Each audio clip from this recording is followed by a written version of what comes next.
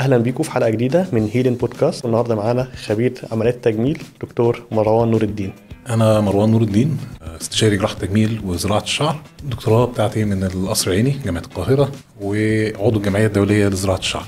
ببساطة شديدة أنا اسمي أحمد مدحت التمامي، أنا مدرس في كلية طب أسنان القصر العيني. أنا اسمي إسلام فتحي سليمان، أستاذ طب وجراحة أمراض الذكورة والتناسل بكلية طب القصر العيني جامعة القاهرة. معايا النهارده أستاذي اللي كان بيدرسني في الجامعة دكتور أحمد إيهاب. أنا خريج طب عين شمس، بعد ما اتخرجت سافرت ألمانيا، عملت التدريب الطبي والدكتوراه بتاعتي، اشتغلت هناك فترة طويلة، وبعد كده رحت كندا اشتغلت برضو هناك في البحث العلمي. معانا دكتور إسماعيل أنور. أنا أستاذ مساعد أمراض الجهاز الهضمي والكبد والمناظير في كلية طب القصر العيني جامعة القاهرة.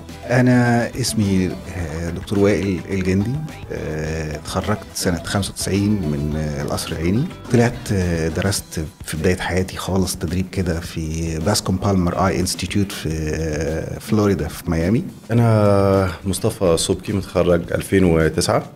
خلصت البوست جراديويت ستاديز بتاعتي في 2013 من جامعة كاليفورنيا لوس أنجلوس. هنا في مصر كنت في جامعة مصر الدولية، وابتديت الكلينيك 2013.